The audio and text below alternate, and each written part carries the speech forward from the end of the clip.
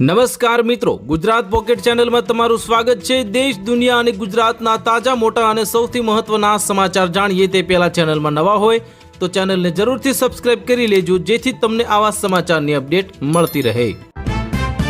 ફરી ઓપરેશન સિંદૂરના ભણકારા વાગ્યા। વિદેશથી પરત ફર્યા પછી પ્રધાનમંત્રી મોદીની બેઠક યોજાઈ। પાકિસ્તાનમાં હડકંપ મચી ગયો।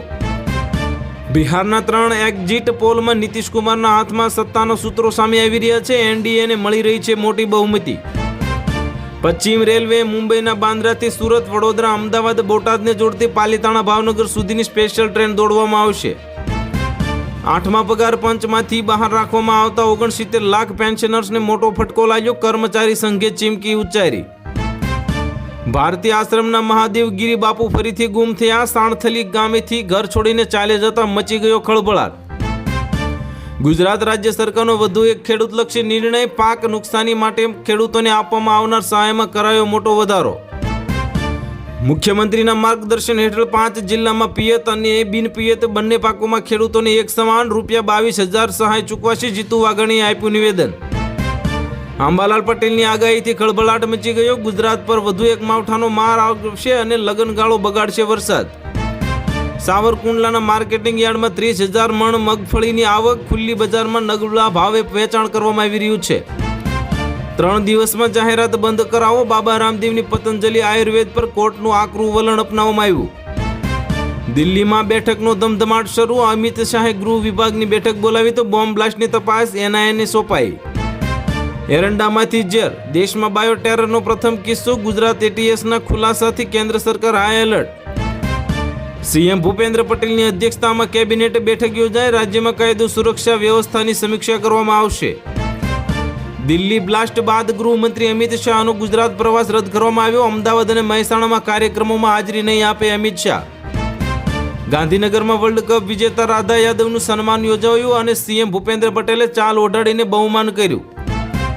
બિહાર ચૂંટણી પૂરી થતાં જ કોંગ્રેસને મોટો ઝટકો લાગ્યો। કોંગ્રેસના વરિષ્ઠ નેતા અને પૂર્વ કેન્દ્રીય મંત્રી ડોક્ટર શકીલ અહેમદે અચાનક જ આપી દીધું રાજીનામું। નીતિશ કુમારની જેડીયુની બેઠકમાં જોરદાર ઉછાળો। ભાજપને પાછળ છોડ્યું તો ચોંકાવનારા આંકડા આવ્યા સામે। ગુજરાત સ્થાનિક સ્વરાજ્યની ચૂંટણીમાં અનામત બેઠકો ઉપર રોટેશનના આદેશને રદ કરવાની અરજી કરાઈ રદ। જૂનાગઢ અને ગીર સોમનાથ જિલ્લાના બાગાયતી પાકોના ખેતી કરતા ખેડૂતોએ વિદેશમાં નિકાસ માટે અપેડા ફાર્મ રજીસ્ટ્રેશન કરાવવાનું રહેશે। સરદાર પટેલની જન્મ જયંતિની ઉજવણીના ભાગરૂપે જામકંડોરણાના કન્યા છાત્રાલય ખાતે કાર્યક્રમ યોજવામાં આવ્યો। બિહાર બીજા તબક્કાના મતદાનમાં નવો રેકોર્ડ બનાવી શકે છે। બિહારમાં બીજા તબક્કામાં રેકોર્ડ બ્રેક 68.52% મતદાન થયું। ખાંડ ઉદ્યોગને મોટી રાહત। કેન્દ્ર સરકારે 15 લાખ ટન ખાંડની નિકાસ છૂટ આપી તો મોલાસીસ પરની 50% ડ્યુટી પણ કરવામાં આવી રદ।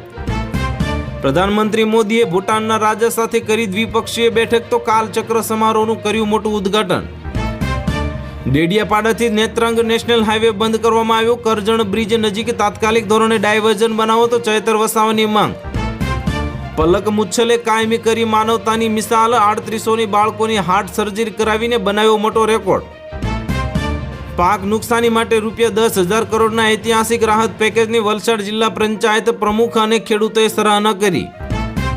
ભરૂચની સાઈ ખા જીઆઈડીસીમાં બ્લાસ્ટ બાદ લાગી ભયંકર આગને। બ્લાસ્ટમાં 2 શ્રમિક દાઝી જતા થયા કરુણ મોત।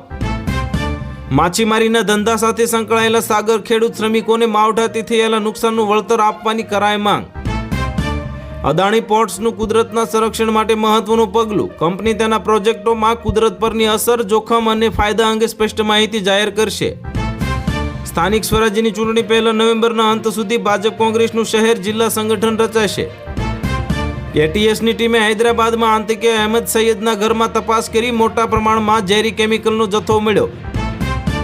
બિહાર ચૂંટણીનું મતદાન પૂરું થતાં જ કોંગ્રેસને લાગ્યો મોટો ઝટકો। પૂર્વ કેન્દ્રીય મંત્રી શકીલ અહેમદનું રાજીનામું। ગુજરાતના 6 જિલ્લામાં ભ્રષ્ટાચાર, નલ સે જલ કૌભાંડની તપાસમાં કેન્દ્રીય એજન્સીએ ઝંપલાવ્યું। બાયોટેરરની 4 રાજ્યમાં સંયુક્ત પોલીસ તપાસ કરવામાં આવી। યુપી, રાજસ્થાન અને તેલંગાણાના એટીએસ અમદાવાદમાં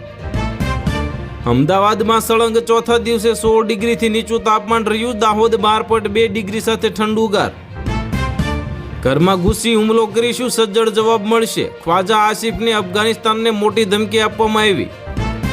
બોલિવૂડ એક્ટર ગોવિંદાની તબિયત અચાનક લથડી, ઘરમાં અચાનક બેભાન થયા, હોસ્પિટલમાં કરવામાં આવ્યા દાખલ. ડાયરા કલાકાર દેવાયત ખવડના જામીન રદ કરવામાં આવ્યા, કોર્ટે 30 દિવસમાં આત્મસમર્પણ કરવા આપ્યો મોટો આદેશ.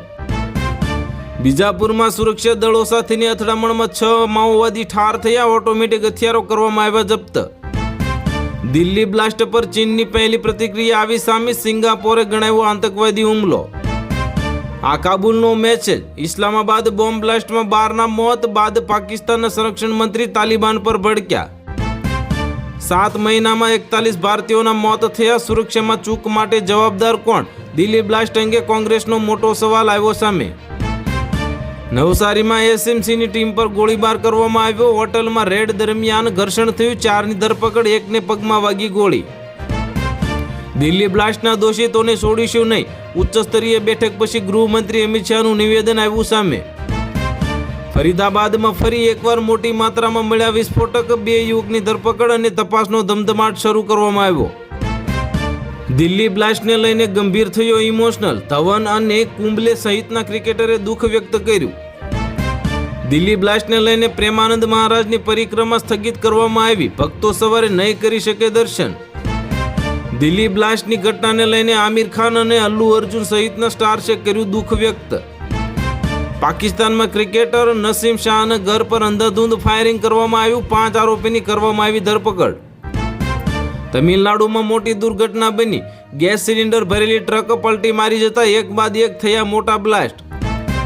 કપડવંજ પાસે ગમખ્વાર અકસ્માત સર્જાયો, પિકઅપ વાન પલટી જતા 2 શ્રમિકોના થયા મોત અને 15 લોકો થયા ઈજાગ્રસ્ત.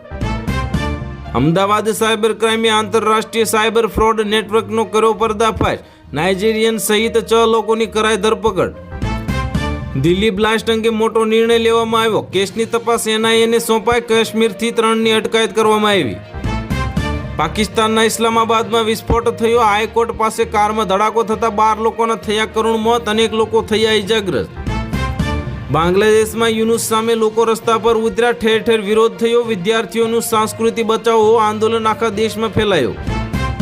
ઘરેલું રાજકીય સંકટથી ધ્યાન ભટકાવવાનો પ્રયાસ કરવામાં આવી રહ્યો છે, ભારતે પાકિસ્તાનના આરોપો ફગાવ્યા.